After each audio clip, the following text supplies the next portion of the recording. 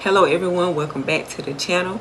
In today's video, I'm going to be specifically speaking with to the new nurses or nurses just that feel like they're not prepared or nervous when they're working. So yeah, let's go ahead and get into the video. If you are new here, please go ahead and hit the subscribe button, the notification bell, so you'll be notified when I do post new content. And if you are not new and you notice that you haven't subscribed, if it's red, please go ahead and, change that. That means you're not subscribed. So go ahead and subscribe. Make sure you turn that notification bell to all so you'll get all the notifications when I post content. Okay. All right, so let's go ahead and get into it. So I just have, of course, some things jotted down here, and I'm just gonna go over it. I hope it's very helpful. I did make a post in the community tab asking questions, or asking you guys to provide me with questions that y'all would like for me to go over. So I did get a comment that had a lot of questions in it, which was really good, from Team Reese's. I still don't know if I'm pronouncing it right or not, but I hope I am. So I am going to go over the information that the questions that she asked, and then I'm going to go over the stuff that I have as well. So yeah, let's go ahead and get into it. So first thing first, I just have about 11 things jotted down here. And this is just some things that if you do this, you should be successful, you should feel prepared, and you shouldn't be nervous. So I feel like if you're nervous, that means that you're unsure about what it is that you have to do, or you're not confident. So the first thing, we need to be confident in ourselves, be confident that we know the information that we have learned in school, and just have confidence in yourself, knowing that you know what you know and you're able to do what, put everything that you learned to work. So just have confidence in yourself. And if you are unsure of something, of course, you can always ask questions. Don't go into doing something if you don't feel like you are comfortable with doing it. Okay, so anyways, let's go ahead and start with the first thing I have jotted down is make sure you get all the training that you need when you start. So I know everybody is short-staffed, so they really want to just do 3 days and be done with it. But if you feel like 3 days is not enough for you, go ahead and ask for more. Because for one thing, you just got your license and you don't want to lose them by doing something crazy because you wasn't prepared. You feel like you didn't get enough training, because they're not going to care about it. They're going to find another nurse. And if you happen to have to go to court for something and lose your license, I mean, that's just going to be you losing your license after you went through all of that schooling, money, waking up early, staying up late. So make sure you get all the training that you need up front. That's the first thing. The second thing, of course, I'm always going to tell you guys to be on time to work.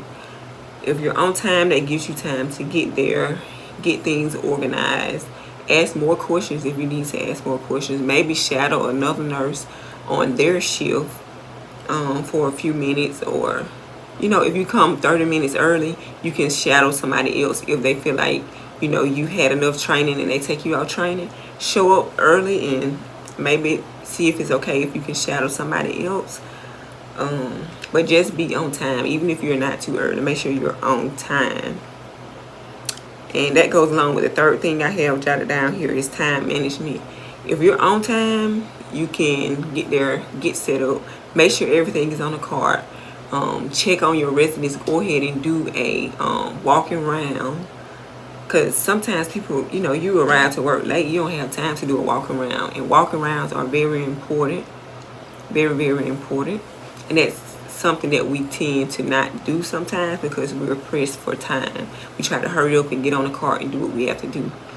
So make sure you are managing all of your time wisely. If you know it's something that you got to do, the nurse that reported to you from the first shift, go ahead and have that wrote down. Go ahead and have a time set out when you're gonna get that done. The fourth thing that I have here is no distractions. If it's a resident, if it's another staff member, if your phone, you're getting a phone call, whatever it is, no distractions. You don't need no distractions at all, because distractions can lead to medication errors, your keys get misplaced or stolen, medication being stolen off the cart. Anything can happen with distraction. A resident could fall. So it's very important for you guys to stay attentive to what you're doing. Very important. We cannot take no distractions in the nursing field, because anything can happen. We are liable for so many people, so many lives. And like I said, you do not want to lose your license over a petty mistake. So if somebody's trying to talk to you while you're trying to get something prepared or something, tell them, hey, I'm very busy. This is something that's very important. We'll handle that later. I don't care what it is. If you're dealing with something that's important, do not let anyone distract you. Number 5, and I'm always going to push this issue, make sure that you are taking breaks. Breaks are very essential. You cannot focus, you cannot function if you haven't taken a break. You have to get a breather. You have to eat something so you can think straight. You got to sit down. You got to give your feet a break, your legs a break, your brain a break, your eyes a break from looking at the computer. Like, you need a break. A break from the residents, a break from the staff. Just get outside if you can. Take a breather, go to your car, do something to get away from it. And I think you get 30 minutes. Everybody get 30 minutes if you work in your regular 8 hours. And then if you work in like 12, I don't know how much you get. I can't remember. But then I think you also get 2 15-minute breaks. It's hard to take breaks being that we are so short and so busy, but you really have to do something. Even if it's just the 15 minutes, you have to sit down and take a break. Because if you overwork yourself, you're bound to make a mistake. You're bound to get something wrong. Even though you think you're thinking straight, you're not. If you're overexerting yourself, if you're tired, you're stressed out, you're going to mess up. It's going to make you overwhelmed. It's going to make you nervous. It's going to make you stressed, because you're going to be unsure of what you're doing because you're not thinking straight. Make sure you are taking breaks. Number 6, read. Read everything. Read the orders right. Make sure you're not misreading anything. Read the labels on the medication. Sometimes you have to read the side effects of the medication. Make sure you're reading the expiration dates. You're not giving stale medication to the patients. Make sure you're reading their diets. Why is Siri on? I hate when that happens. Make sure you're reading their diets. If they are puree and you're trying to feed them whole food and they choke and they die because you didn't read. So yeah, make sure you're reading the diets. Make sure you're reading their liquids, if they are on thickened liquids or thin liquids. That these are things that we also tend to look over. But it's NPCC, and it's on their diet slips, it's in their charts, it's everywhere. So make sure we are reading that. Definitely the diets and the fluids, because you don't want to give thin liquids to someone that is on thickened liquids. They're gonna choke. That didn't happen. I didn't seen it. Like, no, you can't. You gotta read. But yeah, read everything. Like I said, orders, diets, medication. Nurses know. Other nurses knows. The residents' allergies, everything. Make sure you are reading. Because like I said, if you are feeling unprepared or you are feeling nervous, it's because you are unsure of something. You're not confident. But if you are reading and double checking stuff, you'll be good to go. The seventh thing that I have here is document everything. Everything. If Miss Johnson pinch you, document it. If Miss Johnson say somebody touched her the wrong way, document it. If Miss Johnson refused her medication, document it, because if she keeps refusing, it's going to eventually turn into a behavior. So at least you'll have paper trail, showing that she's been refusing a lot. Let's see. Definitely document any type of behaviors, anything the doctor tells you, anything your supervisor tells you, anything the resident tells you. It's certain spots for you to document certain things. So documentation is important, it's essential, and it's going to save you in the long run from lawsuits and all types of things. So you cover your back. As always, if you did not document it, you did not do it. So document. And number 8 is, let's see what I have. Clarify orders. If the supervisor gives you an order, if the doctor gives you an order to put in, the nurse practitioner, whomever, the dietitian, whomever, clarify with them, go back over with them, make sure that's what they want, because, they make mistakes too. So as long as you have everything clarified, go back over with them, make sure this is what you said, because you're going to document, you're going to sign your name on it, so you're going to be held responsible for anything if it happens as well. So make sure you're clarifying everything, make sure you're double checking everything.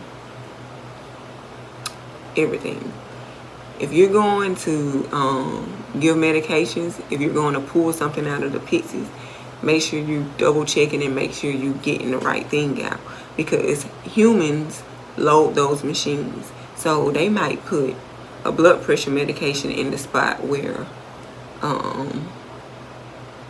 blood sugar medication goes, and that's a huge mistake. So make sure you're double checking, verifying with a secondary person if you need to, but just make sure you're doing it, because like I said, people make mistakes and you just don't want to be the person to be caught up in the mistake. So make sure you are double checking.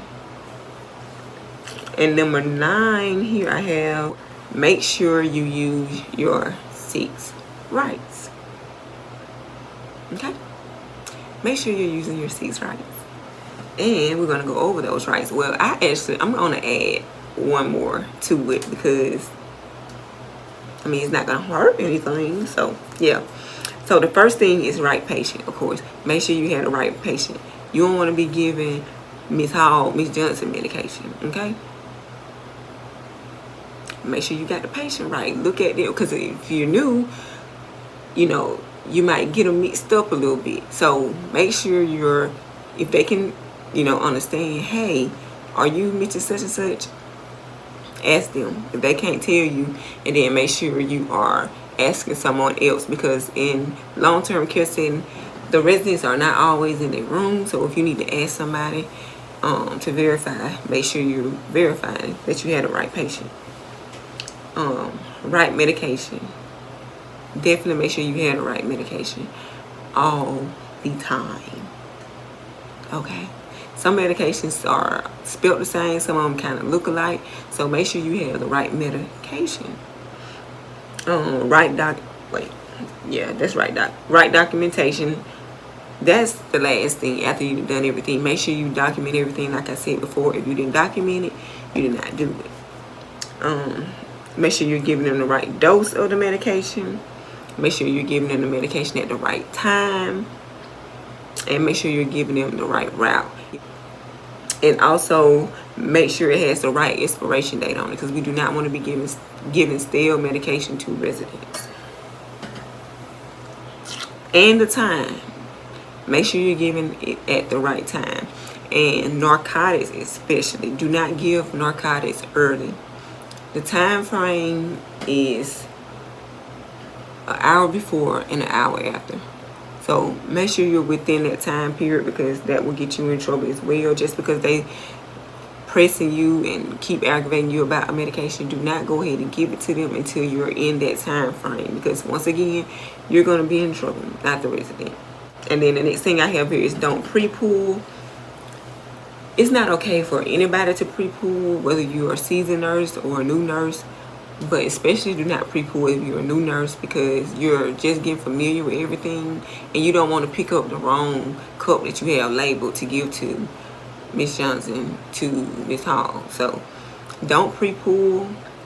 It's just going to save you. I know we're pressed for time, but if you manage your time, you get to work on time, you can kind of save yourself. So don't pre-pool. It's not really a good thing to do. And then the 11th thing that I have here is communication. So communication is key. Whether you're communicating with another staff member or you're communicating with the resident, especially the residents. If you go in and just doing this, giving them their medication like this, not saying nothing to them, not speaking to them, not asking them if they're okay, not asking them if they even want the medication. So make sure you are communicating with them, making sure they're okay.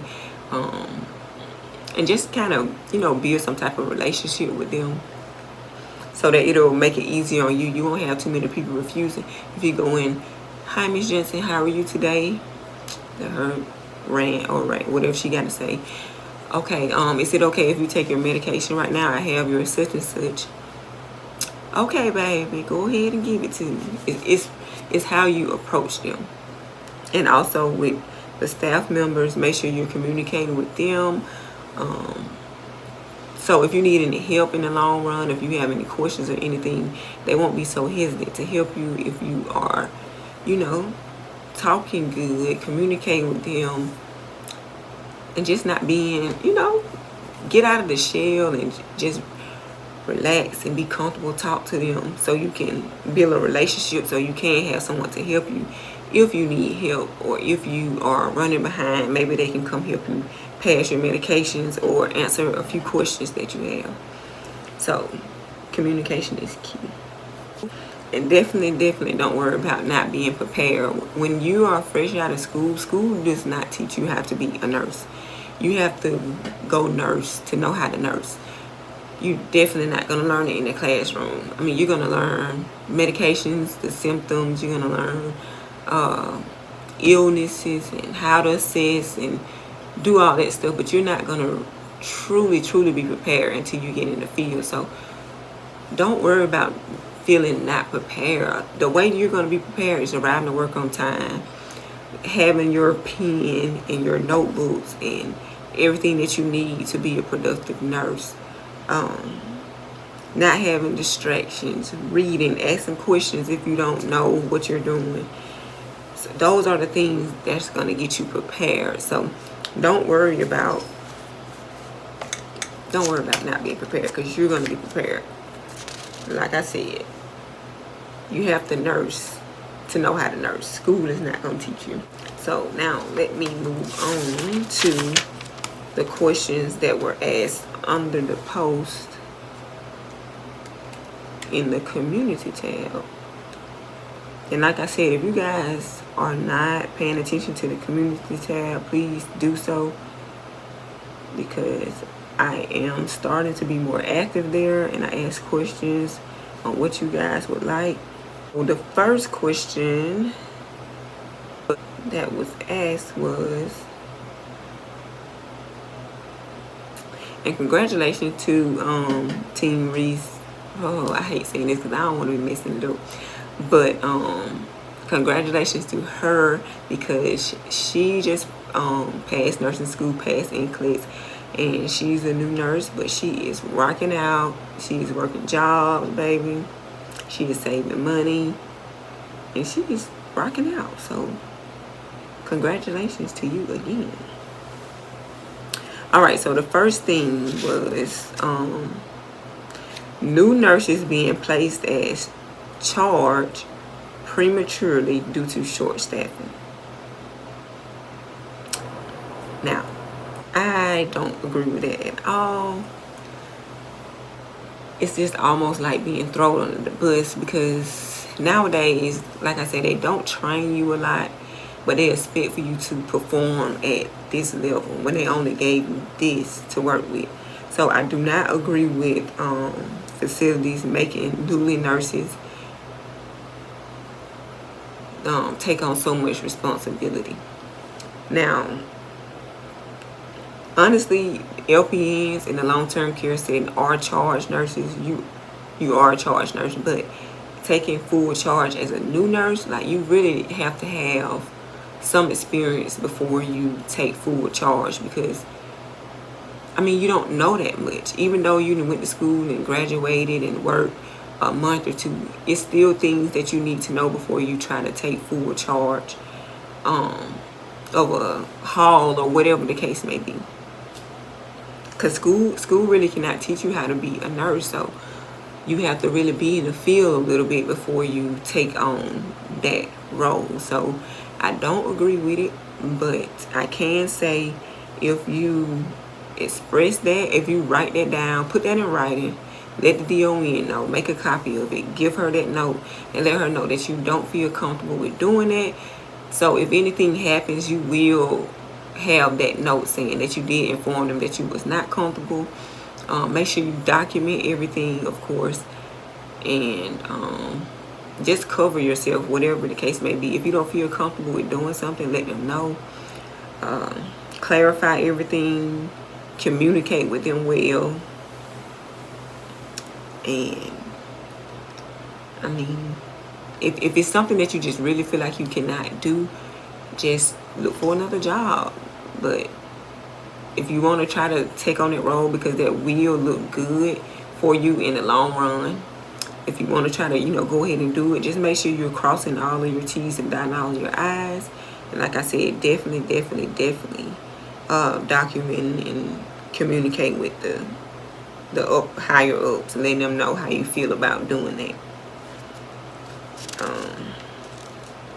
This video is like 20 minutes long already,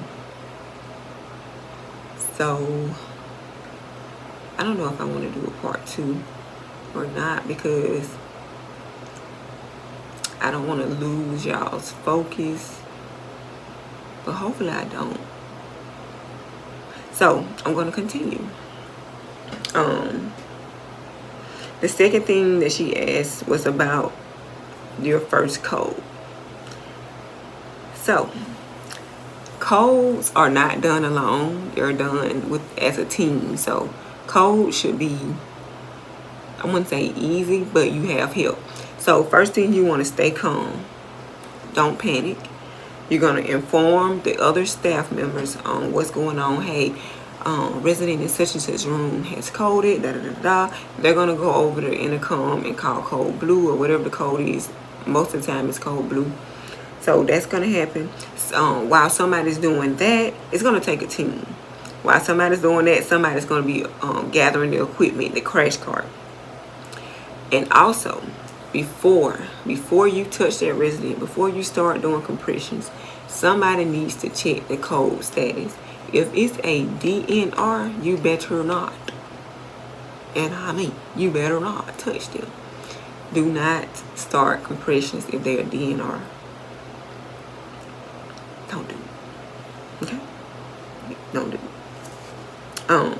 Make sure the resident is in the correct position. You know they have to be laying flat, and you have to have a board under them. Now, some beds turn into a bed so that you can do CPR, but we talking about nursing home, child, and half of them don't even have blood pressure machines. So I know they ain't about to have the correct beds. They still got the wind-up beds and some of them. So hey, yeah. Make sure they're in the correct position. Make sure the board is under them.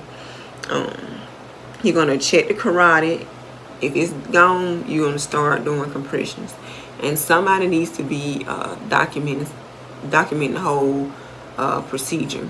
When you started compressions and when you stopped compressions, when you found out that they didn't have the pulse, who all was in there helping, and da-da-da-da-da-da. So, and then, of course, after you do that, you're going to be documenting the computer. You're going to be informing the medical doctor. You're going to be informing the family member, your supervisor, the DON, and doing all that paperwork after you've done this. But definitely don't be nervous about it, because, I mean, you're a nurse. You know that you're going to sometimes run into death. So definitely don't worry about it. Don't get worked up. Just stay calm and make sure you gather your team. Normally a whole bunch of people come storming in, so you'll have help. Um, and the next thing that we have here is sending a resident out. So in long-term care setting, doctors hate to send their residents to the hospital. They feel like if we can handle it in the facility, we're not sending them out. It's a money thing. So make sure you've done the full assessment on the resident before you send them out. Make sure you call the doctor and inform them on everything that's going on before you send them out. Make sure you contacted your supervisor, the DON, whoever the case may be. I know some facilities I worked at, the DON, everybody wanted to know before you sent them out because it was a money thing. They did not want to send nobody out. If they could get the medications in or get somebody to come in the facility to do it, they did not want to send nobody out. So make sure you are checking everything that you can possibly do before you send them out. Also, you're going to let the family member know. First thing first, I would probably call them and be like, hey, your mom is doing this is going on. We might have to send her to the hospital. I'm going to see what all we can do here. And if we can't do nothing, we're going to go ahead and send them out. Now, if the family member say, oh, no, I want them to go ahead and go out right now, whether you think it's okay or not, go ahead and send them out. It's nothing you can say against the family member. Whether the doctor say or not, you have to send them out, and you must notate that in the documentation that the family member said to go ahead and send them out. And like I already said, inform the MD of the findings. Like if they fall and they have a laceration on their head and it's bleeding, like send them folks to the hospital. Send them folks to the hospital. Unless you got a treatment nurse there that's gonna stitch them up or something, like send them folks to the hospital. Okay. You first have to get an order though. Make sure you get an order from the MD. He's gonna give you a verbal order where it's okay. You're gonna write that in the chart. You're gonna put that in the computer that he or she said it's okay to send them out. And like I said, document everything. Once you've done all of that and gotten the order, then you're gonna call transport. Now sometimes when the EMT get their child, they don't even be wanting to pick up the resident. They asking you questions like they the doctor. Listen, I called you to come pick up the resident. I ain't called you to come here and do another assessment or. But we got a doctor. I'm the nurse. You the EMT. I need you to load them up, strap them down, and get them out of here. Don't be asking me no questions, because they will try you. So call transport, and once you've done that, you're gonna immediately get on the phone and call the hospital and get a report. But before you call the hospital and get a report, make sure you gave the EMT a face sheet, the labs, and the med list, and any other important information that's gonna help out as to the reason why you're sending them out. So you have to definitely make sure you have the face sheet, last set of labs, and the med list and things like that. Put it in a folder and send it with the EMT so they can give the nurses at the hospital and the doctor. And then call the hospital and get a report. Let them know what happened, why you're sending them. Like, just if you would get an admission, you know how they call and give a report, you're going to give them a report the same way that they would give you. So the signs and symptoms, their last set of vitals, if they're alert and oriented, what all they were doing, why you're sending them, make sure you give them that report. And then last but not least, make sure you sign the resident out of the computer, out of PCC, and you're going to put in a document. You're going to document what time they left, how they left, who left with them, whatever the case may be. What you sent with them, document everything. Be real detailed when you are documenting.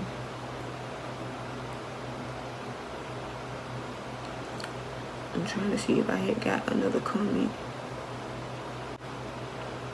So yeah, I did get another comment.